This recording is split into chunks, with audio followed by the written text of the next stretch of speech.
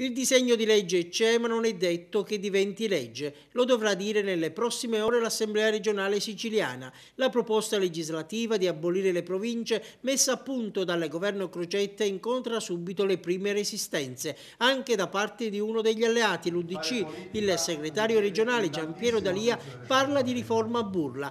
Poi ci sono i sindacati che temono per il destino del personale e il fronte del no abbraccia i sindaci, preoccupati per le conseguenze finanziarie del trasferimento ai comuni delle competenze degli enti soppressi. E si sono già mobilitati gli amministratori provinciali. Giovanni Avanti, leader dell'Associazione dei Presidenti di Provincia, ha già depositato in commissione all'Ars la sua controriforma, un testo che punta ancora sull'elezione degli organismi da parte del popolo, sulla rivisitazione delle competenze e sull'accorpamento di enti come ATO, IACP e consorzi di bonifica. E ieri sera è in fermento pure il Consiglio provinciale di Agrigento. Per Ivan Paci, capogruppo PDL, l'abolizione delle province ha profili di incostituzionalità.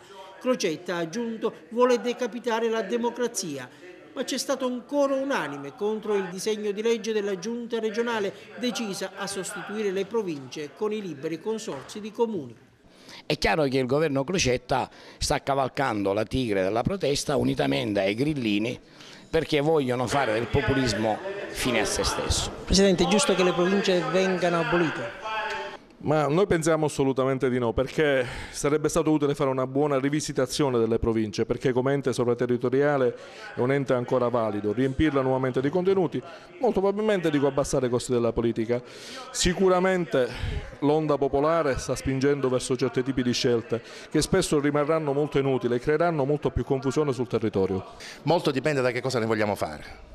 È evidente che se ne vogliamo riempirle di contenuti, cioè di vere competenze, ad esempio la vicenda dei rifiuti, la vicenda dell'acqua, la questione delle case popolari, diventerebbe un ente che a mio parere meriterebbe di avere un livello democratico, cioè con organi eletti. Se invece li vogliamo svuotare e dire trasferire ai comuni queste competenze, allora a questo punto non vedo il motivo perché bisogna continuare, i liberi consorzi sono più che sufficienti. Si potrebbe pensare a ridurre i costi della politica, a ridurre il numero dei consiglieri, a ridurre il numero degli assessori, a ridurre il numero delle indennità, ma lasciando ai cittadini la scelta dei propri rappresentanti. Finalmente proposte concrete che dovranno essere sì ricontrollate ed esaminate, ma sembra iniziare un'inversione di tendenza. Sono le parole di Lino Leanza, capogruppo UDC all'Ars, già convocato dal presidente Crocetta giorni fa per discutere della riforma delle province regionali presentata ieri. Leanza si dice fiducioso dopo la conferenza stampa del presidente in un iter nuovo, fatto di positivi riscontri e buone novità.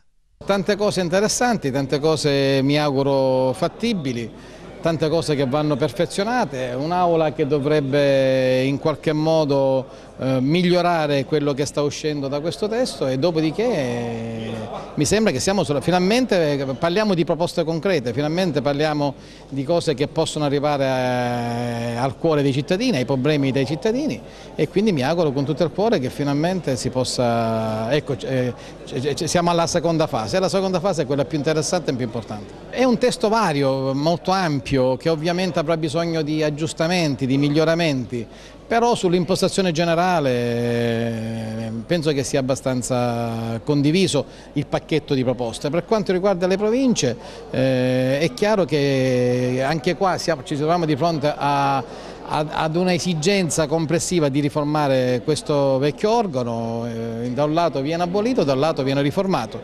Se viene riformato mettendoci competenze, dando più competenze ai comuni e dando anche competenza ai liberi consorzi può anche essere una buona idea. Il dato politico è che finalmente si sta parlando di argomenti concreti e io saluto questo incontro proprio su questi temi. Poi sarà l'Assemblea a valutare e a verificare se veramente c'è una maggioranza, in che termini c'è, ma sulle cose concrete. Io sono convinto che quando poi parliamo di cose concrete si trovano non solo le maggioranze tradizionali ma anche le altre.